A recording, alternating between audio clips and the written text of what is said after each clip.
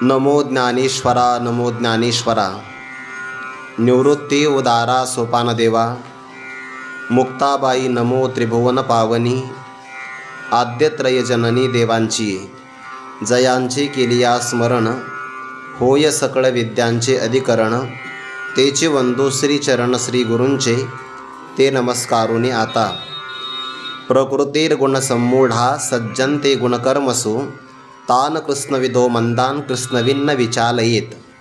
एथ कर्मी तोची लिंपे जो गुण संभ्रमे घेपे। प्रकृतीचेने आटोपे वर्तत असे। कैवल्य साम्राज्य चक्रवर्ती विश्वमौली ज्ञानोबाराय सकल ब्रह्मनिष्ठ गुरुजनांच्या परमकृपेने श्री भगवती ज्ञानेश्वरीच्या 3ऱ्या अध्यायाचं अर्थात कर्मयोगाचं किंवा नैष्कर्म्य सिद्धी प्राप्त करण्यासाठी लागणारं साधन म्हणून ज्या निष्काम कर्माचा आपण विचार करतोय या 3ऱ्या अध्यायाचं चिंतन आपण केलेलं आहे। आता यामध्ये साधकाला अंतःकरण शुद्धीसाठी कर्म करावं लागतं आणि महापुरुषाची अंतःकरण शुद्धी झालेली आहे। ज्या साधनापासून जे फल मिळतं त्या फलाची प्राप्ती झाल्यानंतर त्या साधनाचा अंगीकार करण्याची आवश्यकता नसते। उदाहरण आहे, आपण प्रवासाला निघालो, जे वाहन आपण प्रवासासाठी स्वीकारलं आहे, एकदा जर आपण मुक्कामी पोचलो तर त्या साधनावर किंवा वाहनावर आपलं प्रेम नसतं, आपल्या मालकीचं नसेल तर आपल्या मालकीचं असेल तर मग काळजी करावी लागते। जुन्या काळामध्ये प्रवासाकरता घोडे मिळायचे। नाथ महाराजांनी भागवतामध्ये हे चिंतन दिलेलं आहे। आणि मग त्या प्रत्येक घोडे प्रवासाला जे द्यायचे भाडं घेऊन, भाडियाचे घोडे, त्यांची शाखा असायची। आळंदीतून आपण त्या कार्यालयातून ते घोडं घ्यायचं आणि जर त्यांची पुण्यामध्ये कुठे शाखा असेल तर तिथपर्यंत ते पोच करायचं। प्रवास संपला, आता ते घोडं चारा खातं का न खातं, त्याचं आरोग्य कसं आहे याचा विचार ज्याप्रमाणे प्रवासी व्यक्ती करत नाही का, कारण मुक्काम हे त्या साधनाचं फल होतं। मुक्कामाला पोहोचल्यानंतर जसं प्रवासाला लागणारं साधन आपण सोडून देतो तसं अंतःकरण शुद्धी होणं हे निष्काम कर्माचं फल आहे। आणि भाडियाचे घोडे निजधामा आणिता रोकडे। ते गेले की काय कुणीकडे हेही तो स्मरेना। भाडं देऊन आणलेलं आहे त्यामुळं, आणि हे व्यवहारात आताही घडतं बरं।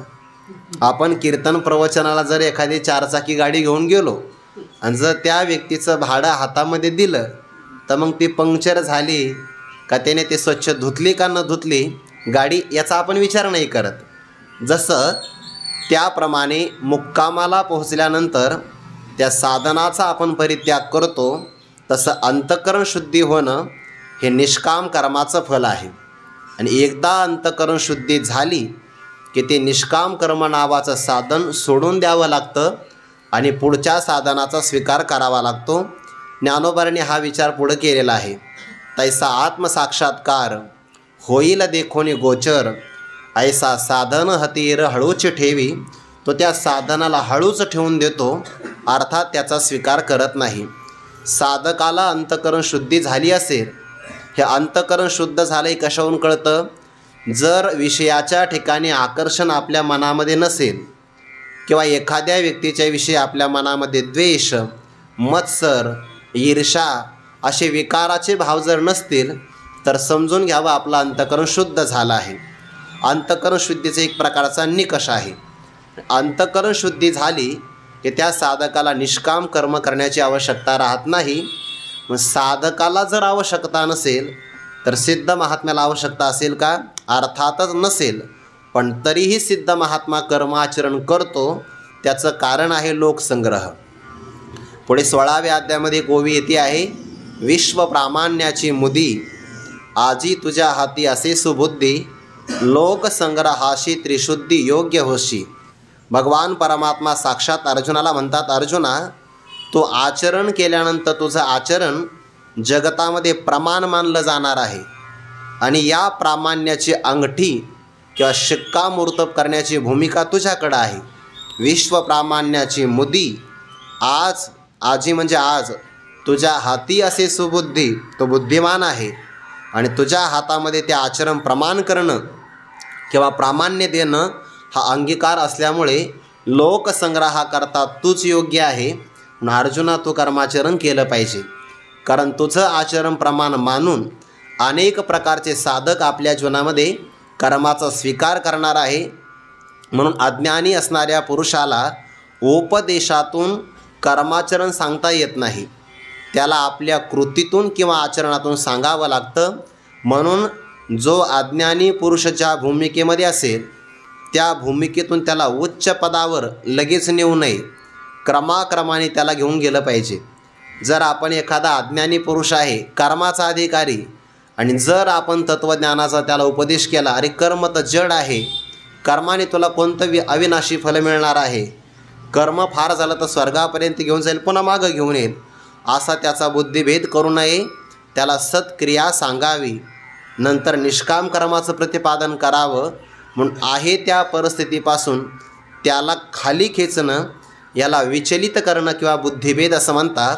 आणि ज्ञानी पुरुषाने तो बुद्धिभेद करू नये.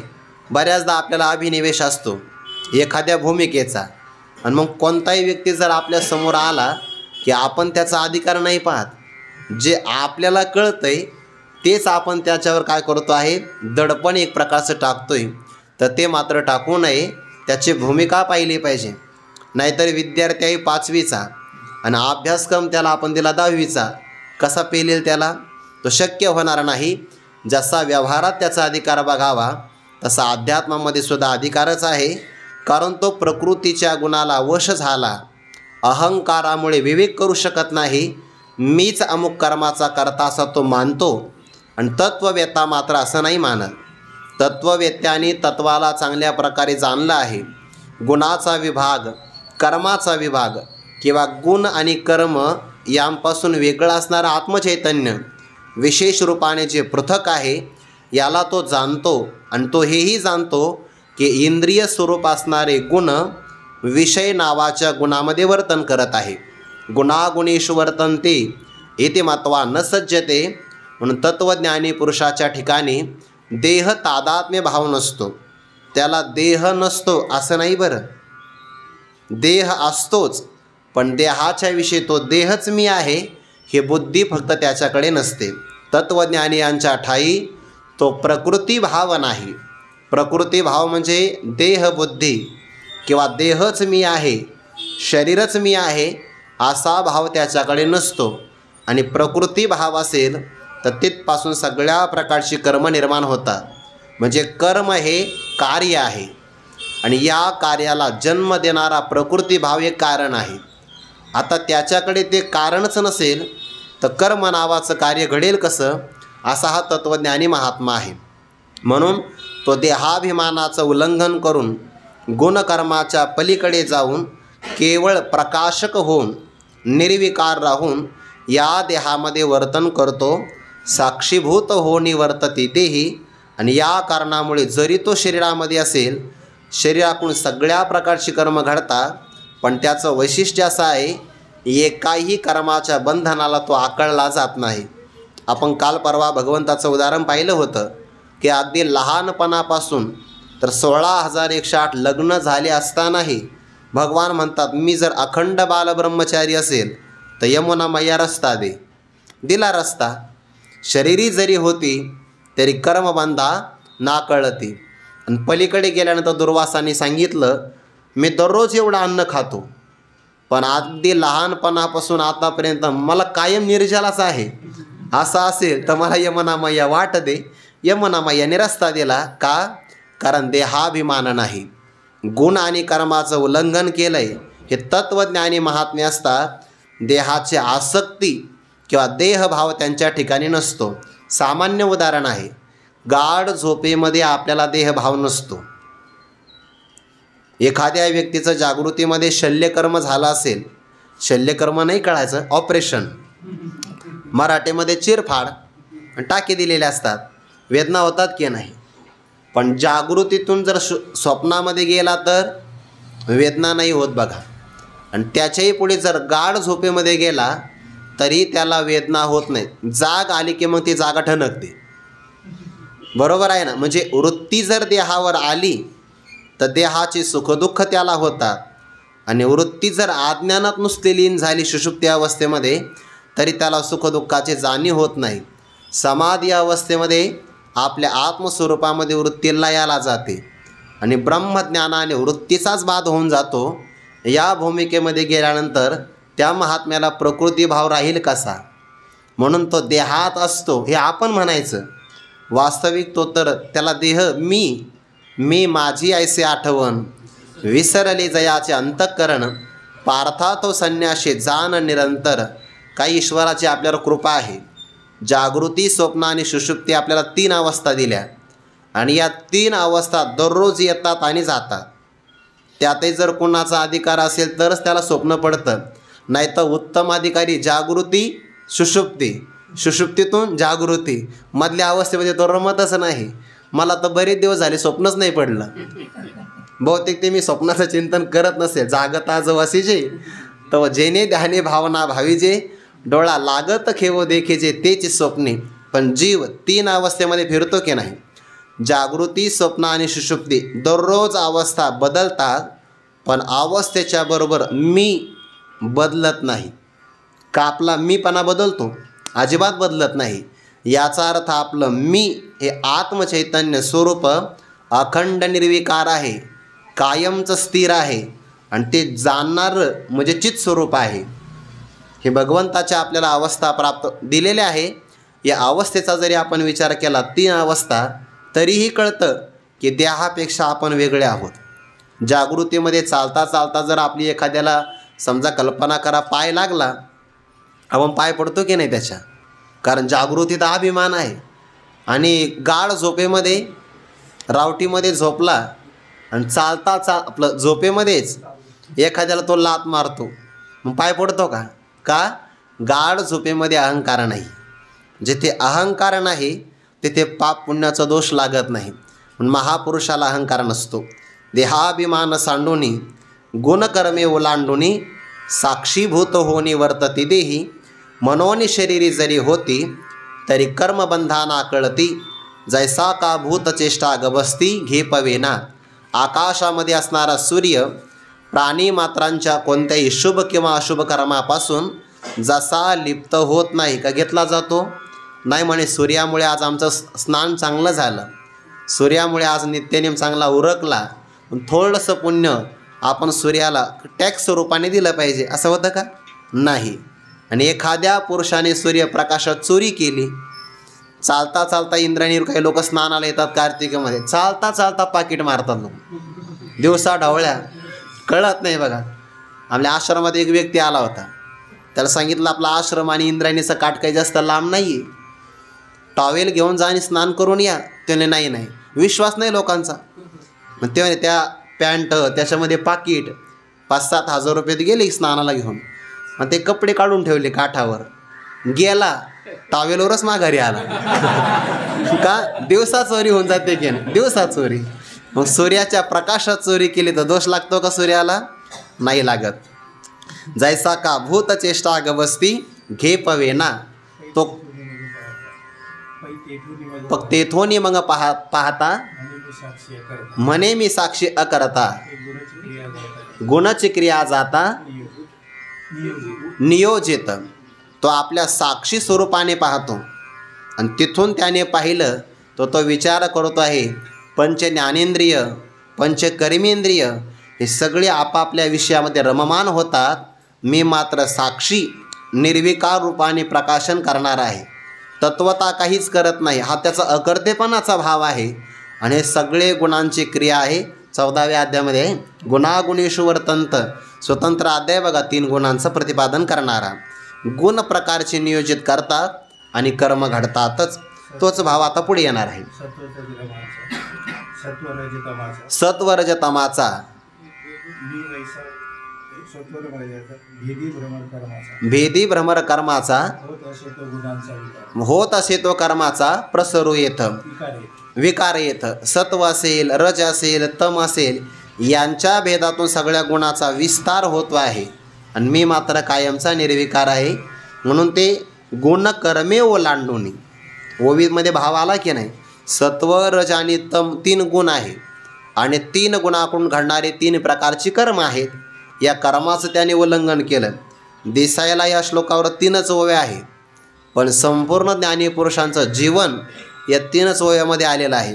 पहिलं त्यांना तत्त्वज्ञान आहे, दुसरं शरीर भाव नाही, देहाभिमान टाकलेला आहे, गुणकर्माचं उल्लंघन केलं आहे, साक्षीभूत होऊन देहामध्ये वर्तन करतात, म्हणून सगळ्या प्रकारची कर्म करतात, भजन करतात, कीर्तन करतात, पण कोणताही त्यांना अभिमान मात्र होत नाही, अलिप्त राहतात. सत्यवादी करी यया कोणाचे काही, सविता जैसा देखत नाही, तैसा अकर्ता मी देही सत्तारूप. ज्ञानोबा म्हणतात सूर्याच्या उदयाने काय काय होतं? सूर्याच्या उदयाने तारांग निलोपावे, सूर्यकांती बुद्धी पावे, कमळी विकासावे, जावे तमे यया कोणाचे काही, जैसा सविता देख नाही. सूर्य उदयाला जर आला तर तारांगण लुप्त होतात, सूर्यकांत मण्याच्या अंगातून ठिणग्या बाहेर पडतात, कमळवन विकसित होतात, अंधकार निघून जातो. या 4 गोष्टी जरी घडल्या तो सूर्य अजिबात काही पाहत नाही, कारण तो अलिप्त आहे. मग सूर्याच्या प्रकाशाने सगळ्या गोष्टी होतात, पण तत्वतः सूर्य काहीच करत नाही. तसं आपण आत्मस्वरूपाने या देहात आहोत आणि आपल्या सत्तेनं जड असणारा देह, इंद्रिय, प्राण सगळे वर्तन करतात. यांना सत्ता आणि स्फूर्ती देणारं जे चैतन्य आहे तेच आपण सगळे आहोत. न साक्षी आहोत, अकर्ता आहोत, यांचं प्रकाशन करणारे. फक्त देहाच्या भूमिकेत आला की तो विसरतो आणि देहाचं तादात्म्य सोडलं की त्याला आपल्या स्वरूपाची प्राप्ती होऊ शकते. अध्यात्म किंवा परमार्थ फार सोपा आहे, फक्त मन सहाय्य केलं पाहिजे. थोडे आहे चित्तसाह्य झाली आहे, पण चित्तसाह्यच करत नाही, म्हणून मग फार कठीण आहे, फार कठीण. आता तो अज्ञानी पुरुष कसा आहे? पूर्व पदामध्ये त्याचं चिंतन सांगतात आणि उत्तर पदामध्ये ज्ञानी पुरुषांनी त्याला विचलित करू नये हेही सांगतात. प्रकृते हे गुणसम्मूढाः सज्जन्ते गुणकर्मसु तान अकृष्णविदः मंदान कृष्णविद न विचालयेत. या पदामध्ये 2 शब्द आहे बरं. एक आहे कृष्णविद, म्हणजे त्याने संपूर्ण तत्वाला जाणलं आहे, आणि एक आहे अकृष्णविद, म्हणजे ज्याने आपल्या स्वरूपाला जाणलं नाही. म्हणजे थोडक्यामध्ये एक विद्वान ज्ञानी आहे आणि एक मात्र अविद्वान अज्ञानी आहे. पण तो अज्ञानी कसा आहे? प्रकृते हे प्रकृतीपासून निर्माण झालेल्या किंवा प्रकृतीच्या गुणाच्या संबंधाने सम्मूढाः, जो अत्यंत मूढ झाला, सम्यक प्रकारे अविवेकाला प्राप्त झाला, त्याला मूढ किंवा मूर्ख म्हणतात. पण त्यातही पुन्हा एक विशेष लावला आहे, ज्याला आपण उपसर्ग म्हणतो. सम्मूढाः, सम्यक प्रकारे जो अत्यंत मूढ मूर्ख आहे. कशामुळे झाला? गुणामुळे. सत्व, रज आणि तम वास्तविक हे सुद्धा बंधनाचेच गुण आहेत. म्हणजे तमोगुणापेक्षा रज चांगला आहे, रजोगुणापेक्षा सत्व चांगला आहे, आणि सत्वापेक्षा शुद्ध सत्व चांगला आहे. आणि पुढं तर असं आहे की या सगळे सोडून द्यायचे. पण हा मात्र प्रकृतीच्या 3 गुणापासून मोहाला प्राप्त झाल्यामुळे गुणकर्मसु सज्जनते, गुणामध्ये आणि गुणाकडून घडणाऱ्या कर्मामध्ये सज्जनते, अत्यंत आसक्त होतो. अशा तान म्हणजे त्यांना, कोण आहे ते? अकृष्णवितः, म्हणजे जे स्वस्वरूपाला चांगल्या प्रकारे पूर्ण रूपाने जाणू शकत नाही अशा अज्ञानी पुरुषांना पुन्हा ते मंद आहेत. मंद आहेत म्हणजे थोडक्यामध्ये आत्मतत्वज्ञान ग्रहण करण्याची योग्यता नाही, फक्त कर्म करू शकतात म्हणून मंद आहे. नाहीतर आत्मतत्वाला ग्रहण करण्याकरता दृश्यते त्वग्रया बुद्ध्या सूक्ष्मया सूक्ष्मदर्शिबी अशी बुद्धी लागते. पण त्यांची मात्र आत्मज्ञानाला ग्रहण करण्याची योग्यता नसल्यामुळे ते मात्र मंद आहेत. आणि अशा मंद असणाऱ्या अज्ञानी पुरुषाला कृष्णविदः, जो अत्यंत ज्ञानी आहे, कृष्णविद म्हणजे संपूर्ण तत्वाला ज्याने जाणलं, त्या महात्म्याने न विचालयित, त्यांना त्यांच्या स्थितीपासून विचलित करू नये, अर्थात त्यांचा बुद्धिभेद करू नये. यावर ज्ञानोबारे 2 ओव्या सांगतात. एत कर्मी तोची लिंपे, जो गुणसंभ्रमे घेपे, प्रकृतीचे आटोपे वर्ततसे, इंद्रिये गुणाधारे राहटती निज व्यापारे, ते परकर्म बलात्कारे आपादिजो, एत कर्मी तोची लिंपे. या पदातलं हे ध्रुपद आहे. या 2 ओव्या युग्म आहे, पण या ओवीचा अर्थ करत असताना मागचं एक पद घ्यावं लागतं. परकर्म, दुसऱ्याचं कर्म, बलात्कारी म्हणजे बळजबरीनं. ते कर्म आहे इंद्रियांचं, शरीराचं, म्हणजे दुसऱ्याचं आहे, आपलं नाही. मुळात देहच आपला नाही. देह तव पाचाचे झाले, हे पंचमहाभूतांचं आहे. उष्ण आणलं आहे बरं, पण उष्ण आणलं आहे तर ते आपण आपलं समजतो. म्हणून जेव्हा द्यायचा प्रसंग येतो ज्याचं त्याला, तेव्हा माणसं रडतात, सोडा वाटत नाही. एखाद्या शुभ लग्नाच्या प्रसंगाला शेजारचे जर अलंकार आणले तर ते लग्नापुरते, शुभविवाहापुरते परिधान करावे. पण जेव्हा देण्याचा प्रसंग येतो, नाही एक मणी सापडेनाच म्हणे. आता सुरुवातीला तर मोजून घेतले होते, आता मात्र नाही सापडत. जायाचे जैसे लेणे, अंगावरी हाच वाणे, तैसे देह धरणे उदास तयाचे. जायाचे जैसे लेणे म्हणजे जे अलंकार काही दिवसांनी आपल्याकडून जाणार आहेत, उष्णे आणलेले आहेत. तसा महात्म्याने म्हणजे आपण सगळ्यांनीच पंचमहाभूताकडून हा देह उष्ण आणला आहे. म्हणजे तो आपला नाही आहे. देह हे काळाचे किंवा देह हे पाचाचे झाले, धन कुबेराचे. सगळं जगातलं धन कुबेराच्या मालकीचं आहे. आपल्याला फक्त व्यवहारापुरतं दिलं आहे. तरी म्हणू शकतो नाही माझं एवढं आहे. थोडासा विचार केला तर पैसे कुठे आपले आहे? नाही, बँकेत ठेवले. आपले कशावरून? ना म्हणे पासबुकवर आहे, त्याच्यावर फक्त आकडे आहे.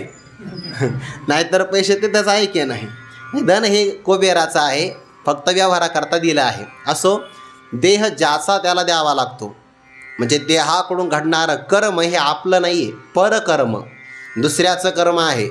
आणि ते मात्र बळजबरीनं अधिकार गाजवून जो आपादी, जो जीव ते कर्म आपल्याकडं ठेवतो आहे, घेतो आहे, हे तर कर्मी तो चिलिंपे. तोच या ठिकाणी कर्माने लिप्त होतो. आणि मग कर्म 2 प्रकारचं, विहित कर्म, निषिद्ध कर्म, पापकर्म, पुण्यकर्म. त्याला शुभ किंवा अशुभ कर्म म्हणतात. आणि ते कर्म शिल्लक राहिलं की ते बंधनातच टाकतं. वास्तविक कर्म जड आहे बरं, जड कर्म कुणालाही बांधू शकत नाही. पण जड कर्मावर जो तादात्म्य ठेवतो त्याला मात्र ते कर्म बंधनाला प्राप्त होतं. उदाहरण आहे, एखादी उपवर झालेली कन्या असते. उपवर होईपर्यंत वडील तिचा सांभाळ करतात. आणि विवाह प्रसंगाला कन्या दान करत असताना तो संकल्प सोडतो की आता ही माझी नाही. त्याने त्यावरचं ममत्व सोडलं, तो जबाबदारीतून मोकळा झाला.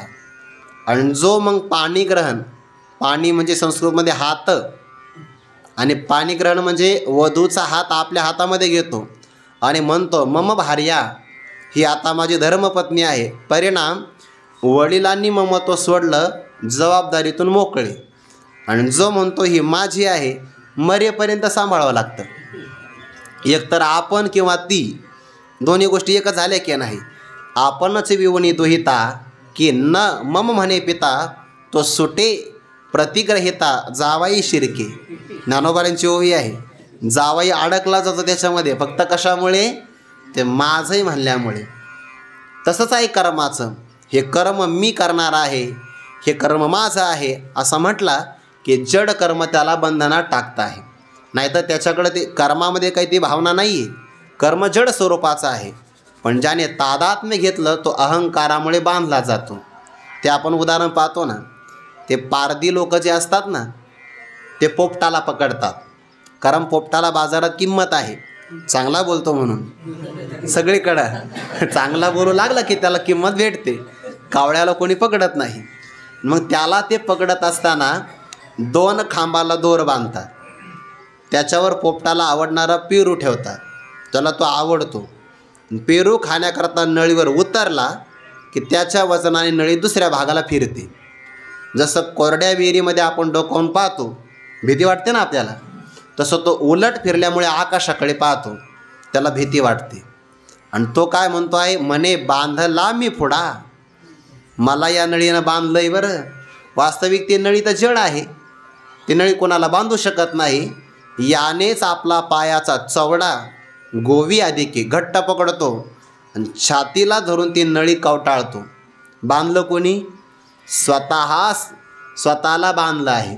आपण या आपणची रिपू हे जसं त्या पोपटाचं आहे तसं जीवही तसंच करतो आहे.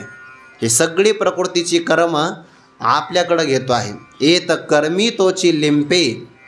जो कोणी असेल हा व्यक्ती कर्म करणारा गुणसंभ्रमे घेपे.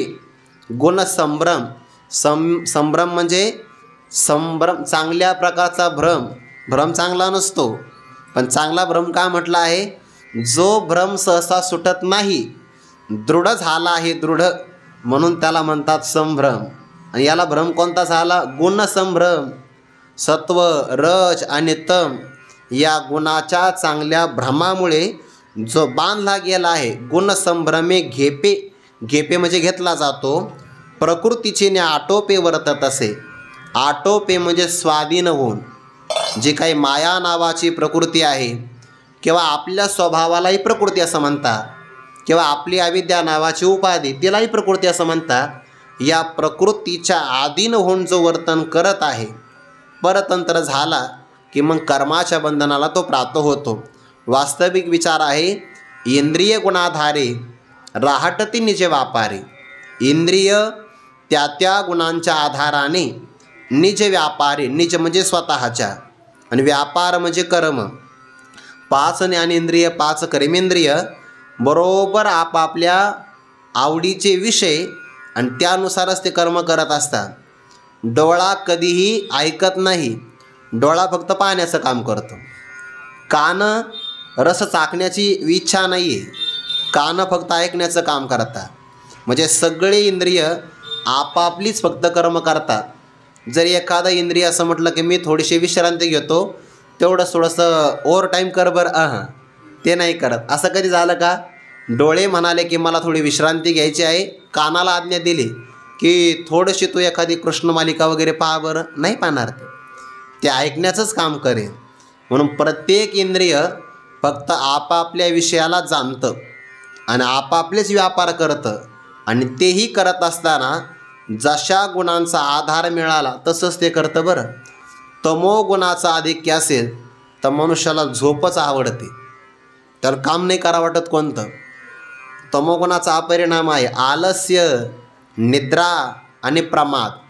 ज्याही मनुष्याला एखादं कार्य करत असताना अरुची निर्माण होते, समजून घ्यावं त्याचा तमोगुण वाढला आहे. आणि तमोगुण वाढण्याचं काय कारण? आहार हेच तमोगुण वाढण्याचं कारण.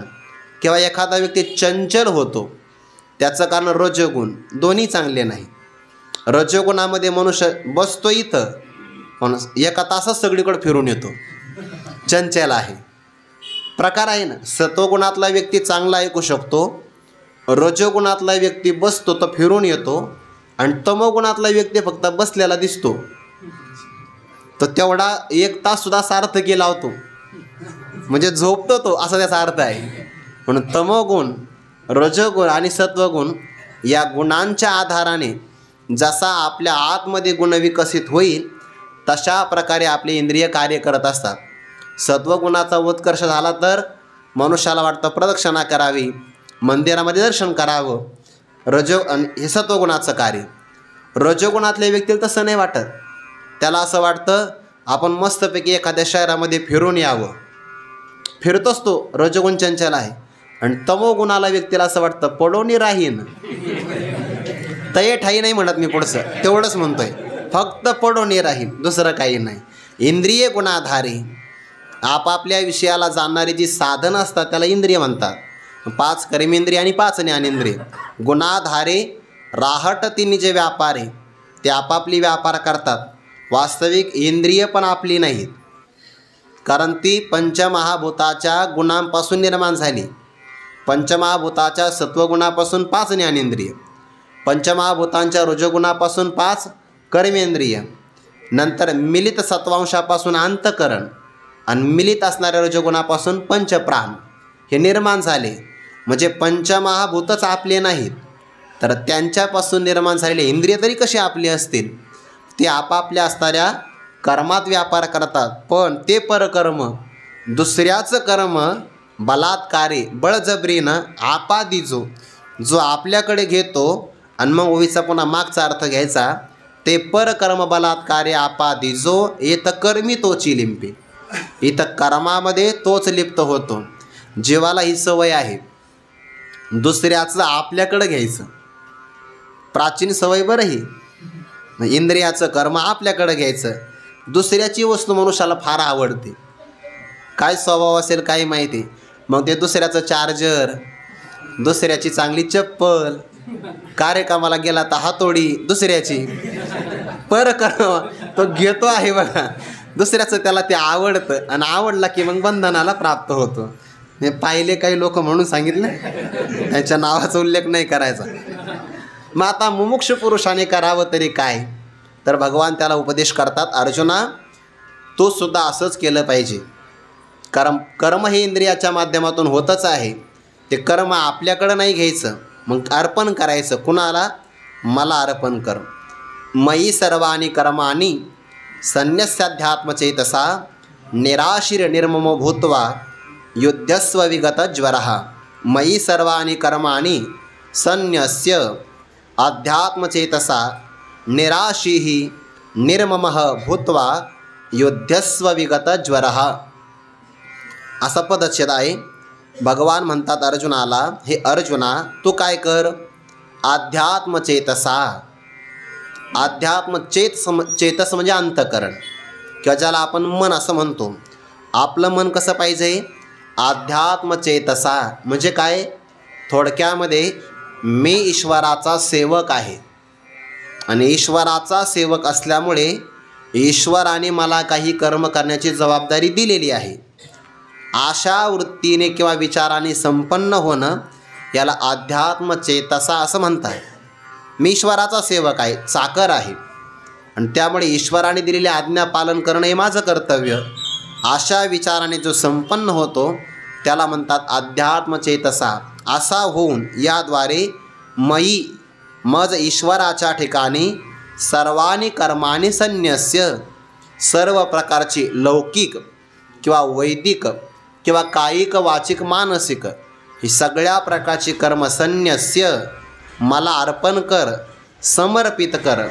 पण ती कर्म करत असताना निराशी, कोणत्याही प्रकारची आशाही ठेवू नको आणि निर्मम ममताही ठेवू नको. ममता म्हणजे माझेपणा आणि आशा म्हणजे फलाची आशा. या दोनहीलाही सोडून निराशी होऊन निर्मम ममतारहित होऊन विगत ज्वरः, ज्वर म्हणजे संताप. तुझ्या मनात ताप निर्माण झाला ना, पाठीमागं आलं बघा, अतिसंताप उपनाला बेंबळ हात गेला गांडीवाचा. ते धनुष्य कधी हातातून पडलं भक्तराज अर्जुनाच्या लक्षातही आलं नाही. त्याचं कारण शोक निर्माण झाला आणि शोकाला ज्याने सोडलंय त्याला म्हणतात विगत ज्वरः. विशेष करून ज्याच्यातून ताप निघून गेला त्याला म्हणतात विगत ज्वर. आणि असा होऊन युद्धस्व, तो मात्र युद्ध केलं पाहिजे. आता या श्लोकामध्ये युद्धस्व आणि विगत ज्वरः हे जे दोन शब्द आहे ना ते फक्त भक्तराज अर्जुनाकरता आले आहे. का बरं? कारण ते प्रत्यक्ष रणांगणात युद्धासाठी आले आहे. म्हणून भगवान म्हणतात तो युद्ध केलं पाहिजे.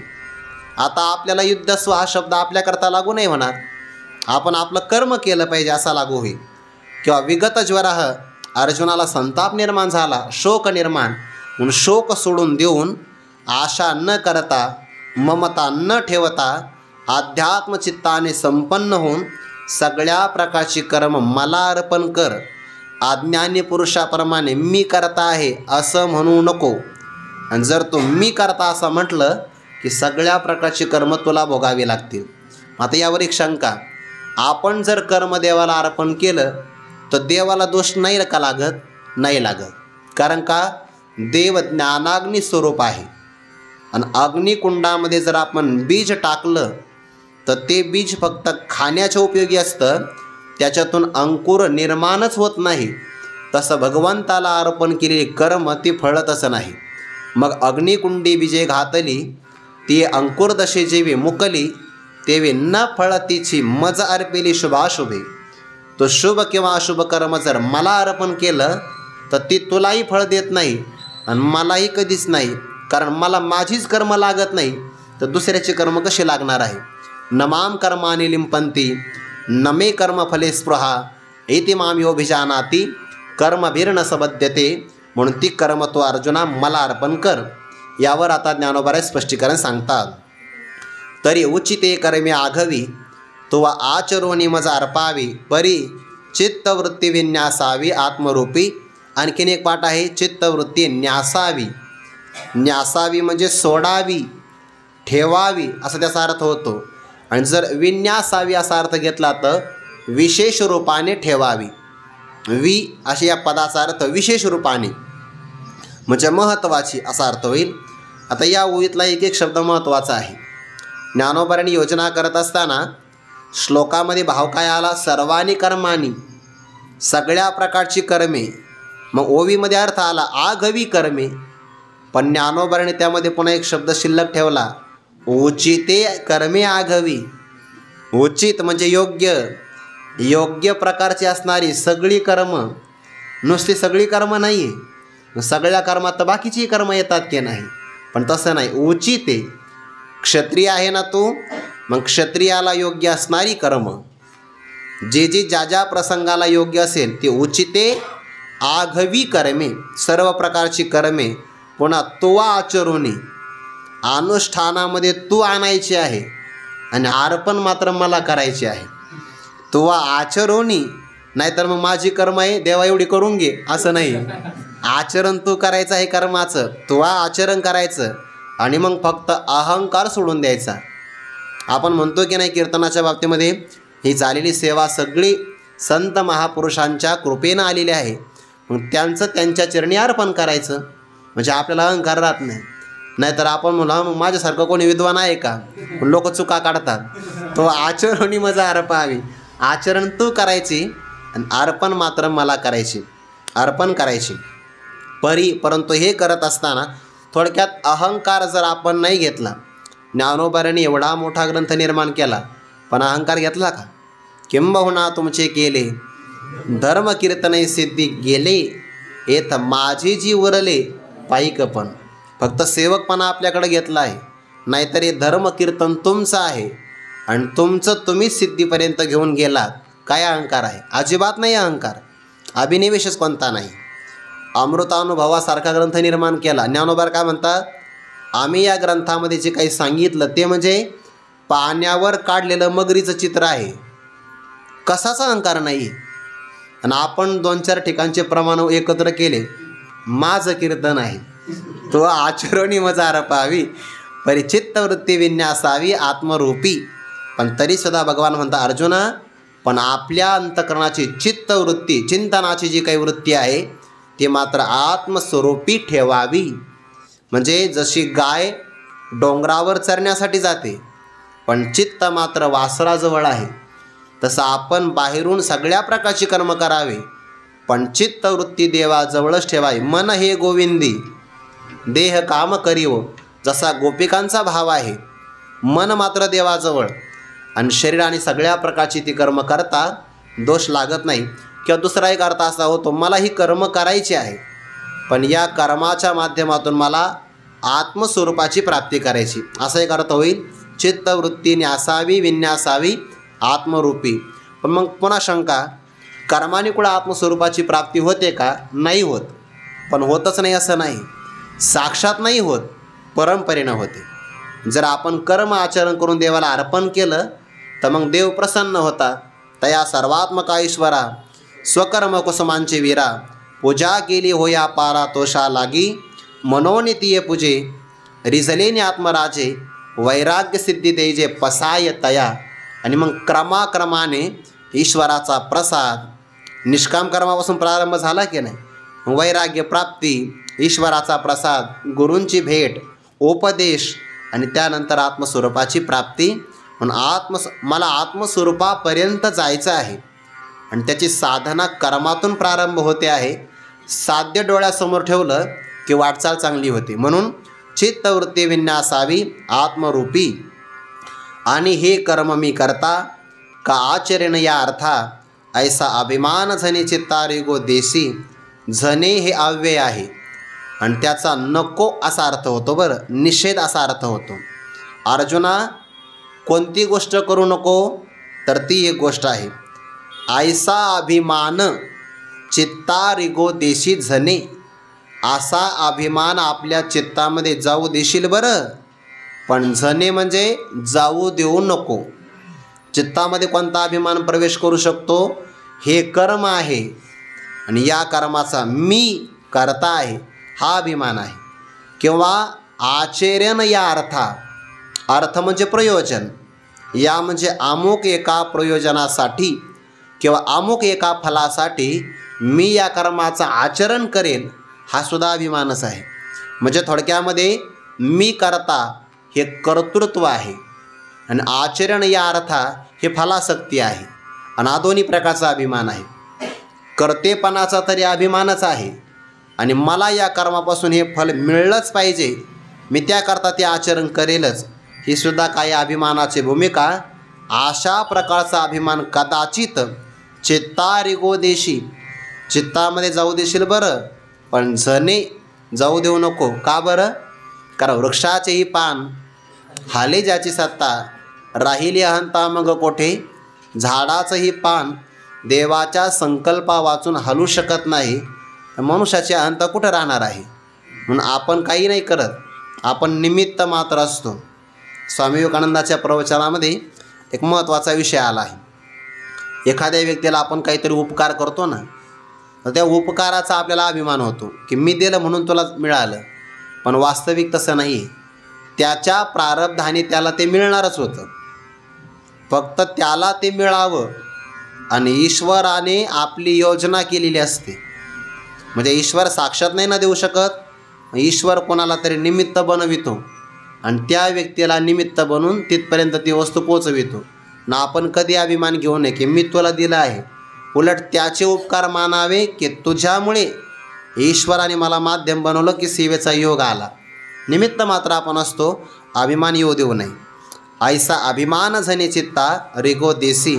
मग तो कसं व्हावं हा ज्ञानोबाऱ्यांचा विशेष अर्थ आहे बरं. तो शरीर परान व्हावे, कामना जात सांडावे, मग अवसरोचित भोगावे भोग सकळ. यातले पुन्हा एक एक पद महत्त्वाचं आहे. तो वा म्हणजे तू. पहिल्यांदा पर म्हणजे श्रेष्ठ. ज्याने शरीराला श्रेष्ठ मानलं त्याला शरीर पर असं म्हणतात. ज्ञानेश्वरीमध्ये दुसऱ्या अध्यायामध्ये एक व्यक्ती आला आहे. कोणता व्यक्ती आला आहे? आता अर्जुना काही एक सांगेन मी ऐक, जे विचार पर लोक ओळखती. जो विचाराला श्रेष्ठ मानतो त्याला विचार पर लोक म्हणतात आणि जो शरीराला श्रेष्ठ मानतो त्याला शरीर पर असं म्हणतात. मग एक विचाराच्या अधीन आहे आणि एक देहाच्या शरीराच्या अधीन आहे, पण तो मात्र शरीर परान व्हावे, शरीराच्या अधीन होऊ नये. मनातल्या सगळ्या प्रकारच्या कामनांचा समूह टाकावा. कामना जात, कामना म्हणजे वासना, विषयाच्या प्राप्तीच्या इच्छा, या सगळ्यांचा परित्याग करावा बरं. म्हणजे मनातून मनुष्य त्यागी असावा, मनातून शरीरासक्ती सुटलेली असावी. पण याच्याही नंतर मग प्रारब्ध प्राप्त जर त्याला अयाचित वृत्तीनं काही प्राप्त झालं तर अवसरोचित, अवसर म्हणजे प्रसंग, आणि त्या प्रसंगाला उचित असणारे सकळ भोग भोगावे. सगळ्या प्रकारचे भोग भोगू शकतो. मग त्या भोगामध्ये प्रकार आहे, सुख किंवा दुःख, या दोन्हीपैकी एकाची प्राप्ती होणं याला म्हणतात भोग, आणि तो प्रारब्धाने मिळतो. मग सगळे भोग भोगावे म्हणजे काय करावे? सहर्ष स्वीकार करावा, दुराग्रह नाही. पण ज्ञानोबाने शब्द ठेवला बरं, अवसर जर आला तर ते निषिद्ध भोग नाही घ्यायचे. अवसरोचित, प्रसंगाला उचित असणारे जे काही भोग असेल सुखदुःखाचे तेही भोगावे. सुख भोगणं आपल्याला बरं वाटतं, दुःख नको वाटतं, पण खरं असं आहे सुखही आवश्यक आहे, त्याहीपेक्षा दुःख जास्त आवश्यक आहे. कारण दुःखाने मनुष्य अंतर्मुख होतो. बरे झाले देवा, निघाले दिवाळे, बरे या दुष्काळे पीडा केले, परिणाम अनुतापे तुझे राहिले चिंतन, झाला हवं मन संसार. म्हणून दुःखसुद्धा आवश्यक आहे. जोही भोग असेल ना, सुखी संतोषानं यावे, दुःखी विषादा न भजावे, आणि लाभालाभ न धरावे मना माझी, प्रसन्न मनाने, दुराग्रह नसावा.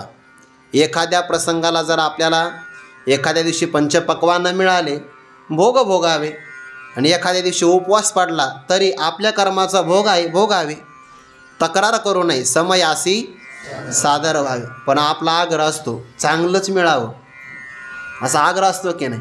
म्हणजे आपण वारीला जरी निघालो तर आपली रावटी चांगल्या जागेवर यावी, म्हणजे अनुकूलतेची अपेक्षा. आपल्या रावटीखाली दगड येऊ नये असं वाटतं की नाही मनुष्याला. आणि जेवायला तर पहिल्या पंक्तीत पहिल्याच क्रमांकाला जागा मिळावी असं आहे ना, दुराग्रह असतो. म्हणून मनुष्याला दुःख होतं. जेही ज्या प्रसंगाला मिळेल सहर्ष स्वीकार करावा. मान आला तरी स्वीकार, अपमान झाला तरी स्वीकार.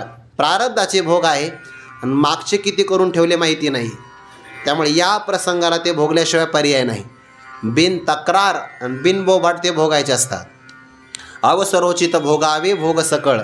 मग भक्तराज अर्जुन म्हणतील, देवा हे मला मान्य आहे, पण मी आता काय करू. आता कोदंड घेऊन ये हाती, आरूढ पाये रथी, देई आलिंगन वीरवृत्ती समाधानी. जगी कीर्ती रुढवी, स्वधर्माचा मान वाढवी, या भारापासून सोडवी मेदिनी हे. आता पार्था निशंक होई, या संग्रामाचे तदे, येत हे वाचून काही बोलू नये. भगवंतांनी निर्देश केला. बरं मग आता मी नेमकं काय करावं. सगळ्या प्रकारची कर्म करायचे ना, उचिते कर्मे आगवी. मग भगवान म्हणतात तुझं आता एक उचित कर्म आहे, कोदंड घेऊन ये हाती. कोदंड म्हणजे धनुष्य, धनुष्य हातामध्ये घे. आरूढ पायी रथी, लवकरात लवकर या रथावर चढ बरं. याचा अर्थ हा अर्जुन, भक्तराज अर्जुन अजून खालीच आहे, कारण पहिल्या अध्यामध्ये उडी खाली मारली ना, उडी घातली खाला रथवनिया. म्हणून भगवान म्हणतात इथं रडत बसू नको, लवकरात लवकर आरूढ पायी रथी, या रथावर लवकरात लवकर विराजमान हो. आणि एक काम कर, आता शृंगारातला उदाहरण आहे. देई आलिंगन वीरवृत्ती समाधानी. समाधानाने प्रसन्न मनाने वीरवृत्ती जी आहे, क्षत्रियाच्या ठिकाणी एक स्त्री राहते, कोणती वीरवृत्ती, आणि तिला आलिंगन दे. म्हणजे का बरं, कारण ही वीरवृत्ती पहिल्या अध्यामध्ये सोडून गेलेली आहे. ते तर मनी गजबज आली आणि आपैसी कृपा उपजली, त्याने अपमाने निघाली वीरवृत्ती. अर्जुना तो क्षत्रिय आहे, क्षत्रियाच्या ठिकाणी वीरवृत्ती ही स्त्री राहत असते, पण तू काय केलं, तो कृपा नावाच्या वृत्तीला जागा दिली. मग ते अपमान झाल्या पहिल्या स्त्रीचा, ती निघून गेली.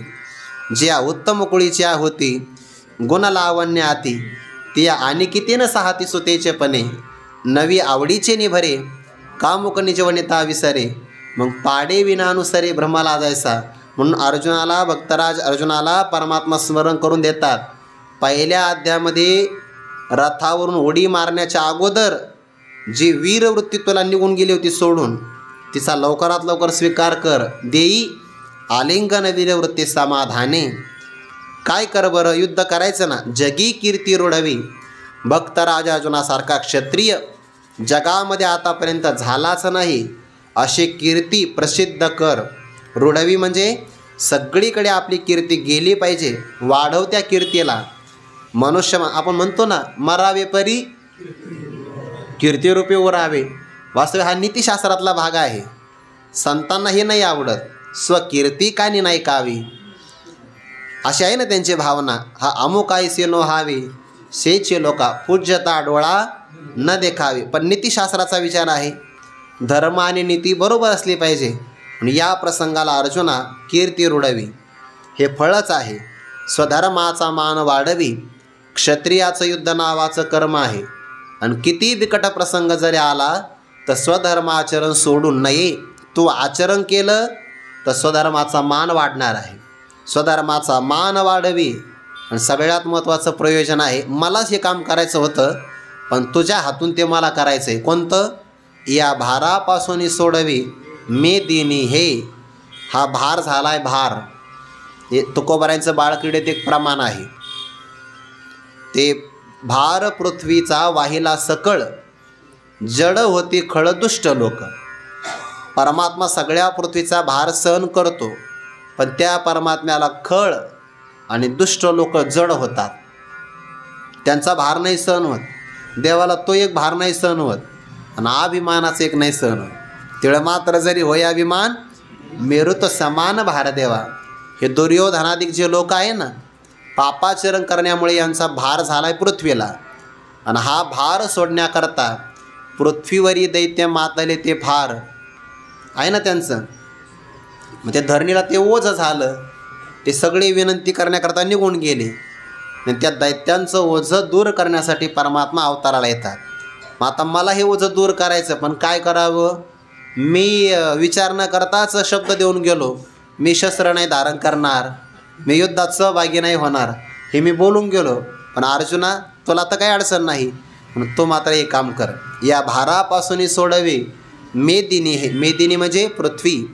या पृथ्वीला यांचं ओझं झालं आहे, या भारापासून या पृथ्वीला मुक्त कर.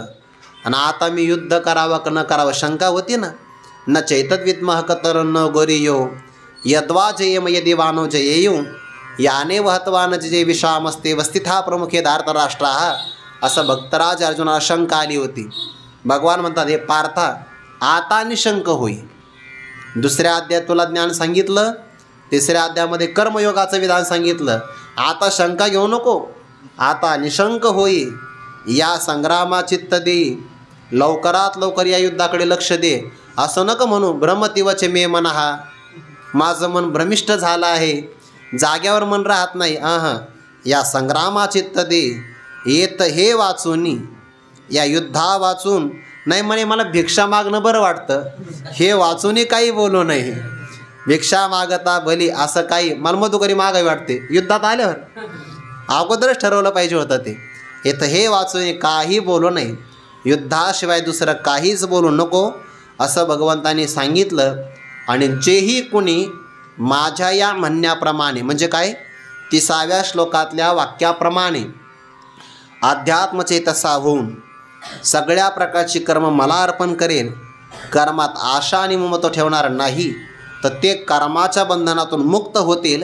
अशा भगवत वचनाचं अनुसरण केल्याचं फळ पुढे सांगणार आहे.